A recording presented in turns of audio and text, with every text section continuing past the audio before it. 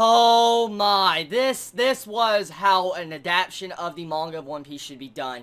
The pacing was freaking awesome. The pacing was so much better than previous arcs. It felt like it flowed so much better. The animation style was so freaking great. The introduction and tension of the new Admiral and getting to see how Zoro knew he was strong. The freaking gambling at the end. This was a well-adapted episode from the manga. This was how a One Piece arc should start. And this is how you should introduce settings and atmosphere to a new arc. This really was a great freaking episode, because to be able to introduce the talking toys in a way that was fluid with the animation and getting to actually be able to believe it. This is why I love Oda's work. Oda really knows how to introduce a set of characters, no matter how many set of characters, and be able to actually work with them into his plot and atmosphere of the feel of the arc, and they don't feel like they're forced. And that is what I like. This arc is going to be probably one of the best freaking arcs of this year. I am downright saying that right now, because there's so much that's going to happen this arc that is going to be so freaking epic. Now, I'm going to tell you, I felt the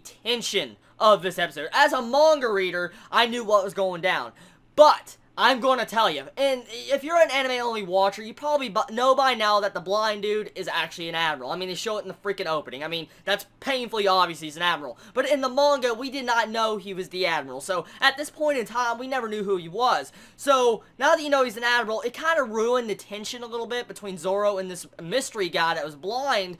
But it still is freaking awesome getting to see how the new Admiral's just walking, and he's doing this. He seems like he's weak, he's like not strong at all. But that's the characters you worry about in a show and anime, because that is something that most likely the character is going to be extremely powerful. And when Zoro grabs his sword, when he looks at a dude that's just playing with a stick, trying to freaking, just feel where to go, that is something you need to be afraid of, because Zoro usually has a sixth sense about that, and you know how he is. So get ready for some crazy freaking things that are going to happen. I mean, the tension of the gambling of this episode, right at the end with the gambling of how we get to see the Admiral just, basically say what he wants. He's like, white, white, white. He keeps gambling. He keeps hitting it correctly. I mean, so we all know that he most likely has some form of hockey to be able to do something like this, to be able to actually know what is there, even though he is blind. And also to be able to tell where Zoro is right beside him when he walks right past him. I mean, it's pretty freaking obvious that, he had hockey because he detected Zoro, and Zoro seemed to be very shocked about that.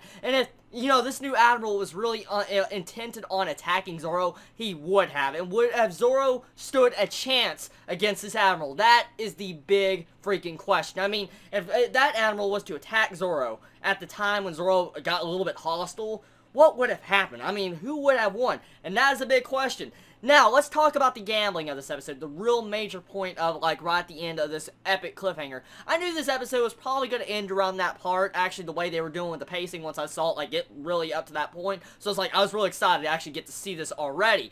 Seeing how pretty much the Admiral's getting messed around with, getting lied to at the gambling table, and they're stealing his money, is just, it's really awful and terrible, even to do to an Admiral, and let alone a blind person. It goes to show you the evils of pirates in this series. And, it's really sad to get to see something like this happen, even though we know an Admiral, he's probably going to fight Luffy in the future, or Zoro, anyone, and so it's upsetting to see something like this happen, and I really did get sad on that. And even though I knew it was going to happen, I managed to actually still have good feelings on this episode, and it was betrayed properly. I love this new episode of One Piece. Tell me what you think about this new setting of One Piece. I mean, what you feel about the new theme song that was introduced this episode? Did you enjoy the animation quality? What you think about the toys that got introduced? What do you feel about freaking the new Admiral? What do you feel about the tension between Zoro and the new Admiral? Let me know in the comments below. I'm curious what y'all think. Y'all have a wonderful day or night wherever you live. Please stay safe. Chibi out.